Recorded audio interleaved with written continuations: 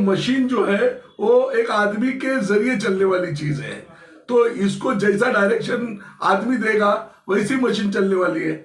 और पब्लिक जिस तरीके से बोल रही है कि ईवीएम हटाओ और बैलेट पेपर लाओ, तो बैलेट पेपर में इलेक्शन लेना चाहिए।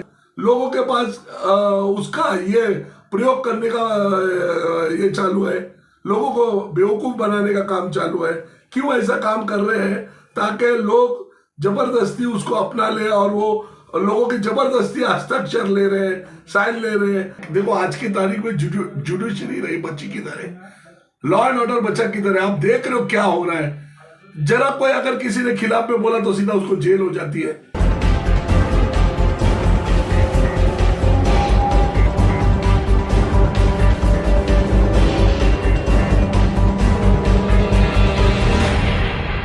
दोस्तों, मैं हूं राकेश चंद्रा और आप देख रहे हैं समाचार यात्रा।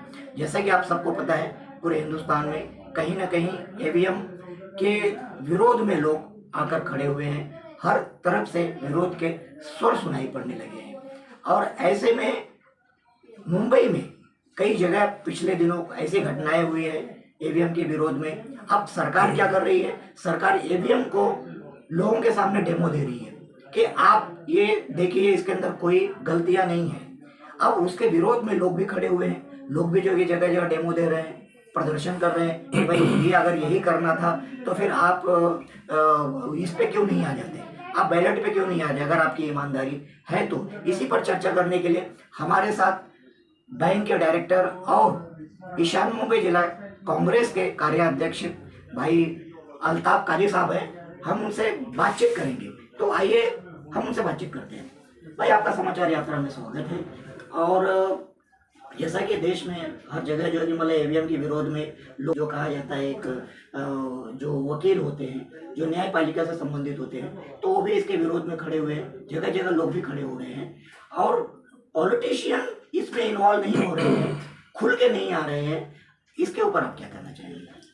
नहीं, ऐसी बात नहीं है। जो हालात जो दिख रहे हैं अभी देखो, ईवीएम मशीन के लिए, ईवीएम मशीन एक ऐसी चीज है, एक मशीन है वो, और वो मशीन जो है वो चलता है आदमी के हाथ से। आज कंप्यूटर है, आज मोबाइल है, जो भी चीज है हमारे हाथों से चल रहा है। हमने उसके अंदर अपग्रेडेशन किया हुआ है, हमने उसमें सॉफ्टवेयर डाला हुआ है, हमने उसको टेक्निक दी हुई है। एक इंडिविजुअल आदमी ने उसके अंदर दिया है। आदमी जिस तरीके से उसके अंदर टेक्निक देता है वो हिसाब से ही वो काम करता है। तो मशीन जो है वो एक आदमी के जरिए चलने वाली चीज है, तो इसको जैसा डायरेक्शन आदमी देगा वैसी मशीन चलने वाली है।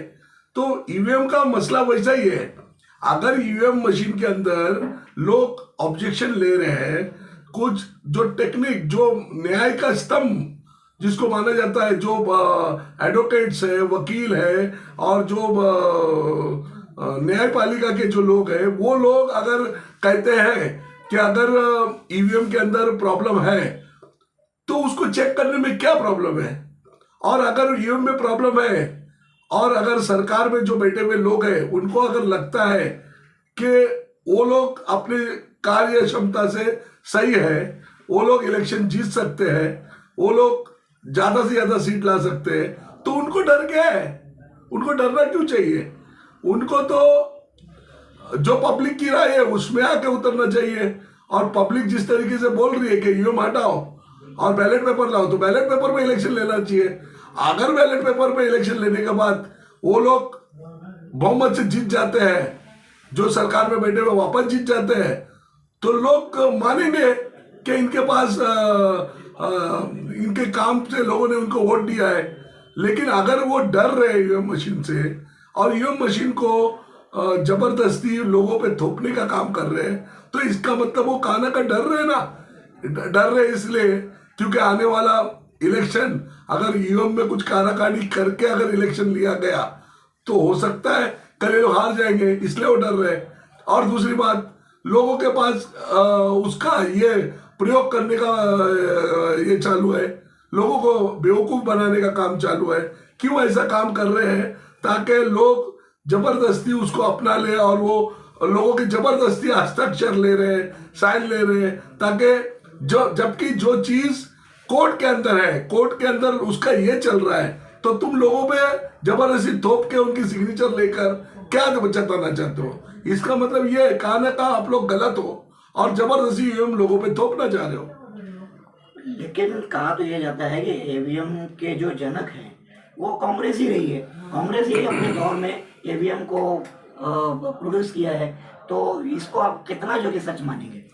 देखो ऐसा है कि कांग्रेस, भले कांग्रेस ने ईवीएम मशीन की ये लाई थी, वो इसलिए लाई थी कांग्रेस ने क्योंकि जिस तरीके से काउंटिंग में बहुत लंबा लंबा टाइम लगता था, 2-2 3-3 दिन जाता था और लोगों का बहुत टाइम वेस्ट हो जाता था, वो उस टाइम बचत करने के लिए और जल्द से जल्द काम होने के लिए कांग्रेस की सोच थी ईवीएम मशीन लाने की। लेकिन कांग्रेस ने एक अच्छी सोच रखकर, अच्छा ये रखकर इस ईवीएम मशीन को लाया था। उसके अंदर कुछ कालाकांडी करने के लिए ईवीएम मशीन नहीं लाया था। तो कांग्रेस ने अगर लाया था तो इसका मतलब ये नहीं है कि ये जो भी आज कुछ हो रहा है ये कांग्रेस इसको जानती थी। और इतने तरीके से जो लोगों ने, कुछ लोगों के बयान आए, कुछ लोगों के, मैं तो सुना इंग्लैंड से कुछ लोगों ने इंटरव्यू दिया था कि किस तरीके से इस ईवीएम मशीन के अंदर कालाकांडी की गई और उसमें कितने लोग थे और कुछ लोग गायब भी हो गए और कुछ लोग डर के तैर पर डर कर वो लोग पहुंच गए इंग्लैंड। तो ऐसी सब बातें आने के बाद अगर गवर्नमेंट उसके ऊपर ध्यान नहीं देती है और उसके ऊपर एक्शन नहीं लेती है तो फिर कहा ना कहा कुछ ना कुछ प्रॉब्लम जरूर है, इसको देखना पड़ेगा।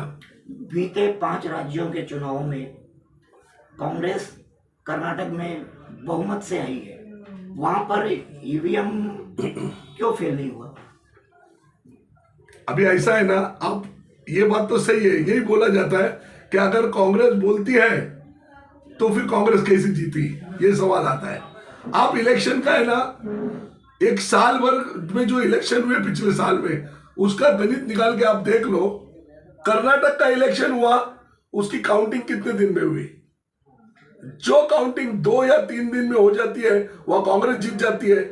और जहां पर इलेक्शन होने के बाद 15-15 दिन या 15 दिन से ज्यादा उस ईवीएम मशीन को किधर अलग जगह पे रखा जाता है, उसके बाद 15 दिन से ज्यादा जहां पर काउंटिंग हुई वहां पर बीजेपी जीत जाती है। अभी पिछले इलेक्शन में देख लो, मध्य प्रदेश, राजस्थान और तेलंगाना, ये 3 जगह इलेक्शन हुए। मध्य प्रदेश और राजस्थान का इलेक्शन बहुत पहले हुआ था, तो 15 दिन से ज्यादा हुए मशीन को रखकर, तो उसमें बीजेपी जीत गई। और काउंटिंग के 2-3 दिन पहले इलेक्शन, लास्ट आखिरी स्टेज में इलेक्शन हुआ तेलंगाना का, जो 2-3 दिन पहले हुआ था, वो इलेक्शन 3 दिन के बाद काउंटिंग हुई, वो इधर कांग्रेस जीत गई। तो ये क्या है, इसको तो देखना पड़ेगा ना, इसको देखना पड़ेगा, काना का कुछ तो गड़बड़ है। और न्याय स्तंभ के लोग, वकील, एडवोकेट, ऐसे लोग अगर ऑब्जेक्शन उठा रहे हैं तो फिर इस पे तो सोचना बहुत जरूरी है।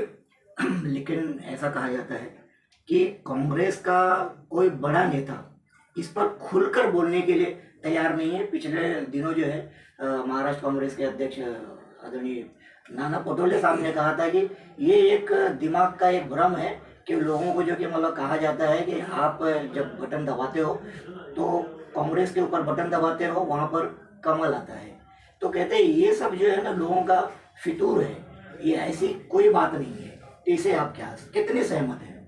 नहीं, ऐसा नहीं है। क्या है मालूम है, कुछ बातें ऐसी है कि देखो अभी कांग्रेस इसको सही तरीके से इसके लिए नहीं बोल पा रही है क्योंकि कांग्रेस ने इसको लाने की कोशिश पहले शुरू में की थी, लेकिन आज कांग्रेस बोल नहीं पा रही है इसके लिए क्योंकि लोगों का उंगली कांग्रेस के ऊपर ही आती है।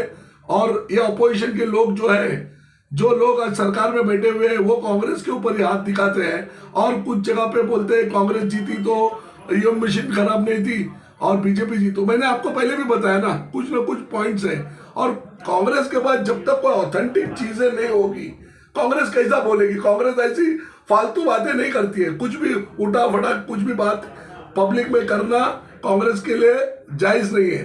तो कांग्रेस जो बोलती है उसके बाद जब कोई ऑथेंटिक चीजें आती है जब बोलती है। लेकिन कांग्रेस को छोड़ो, देश की न्यायपालिका, एडवोकेट, लोग, पब्लिक जो मैदान में उतरे हुए हैं वो कुछ समझ के बोल रहे हैं ना, उनको कुछ जानकारी है ना, वो लोग बता रहे हैं।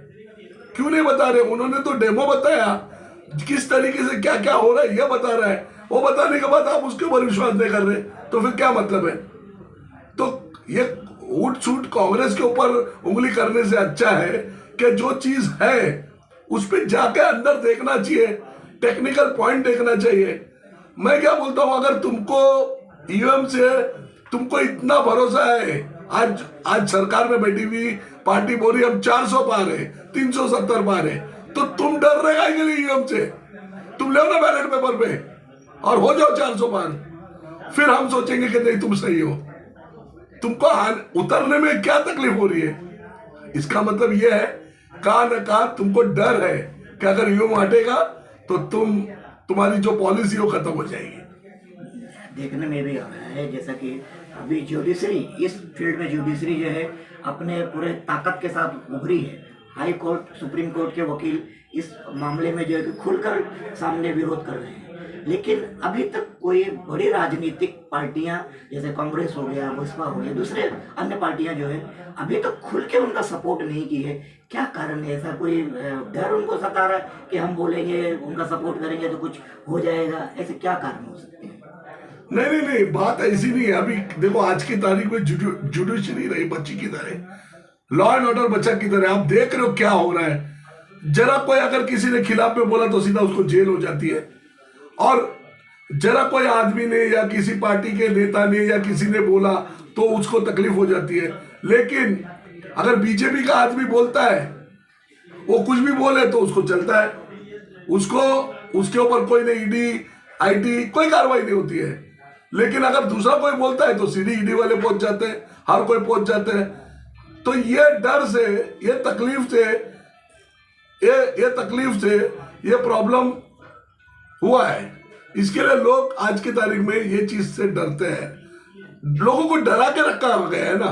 आज क्यों लोग इधर से उधर जा रहे हैं?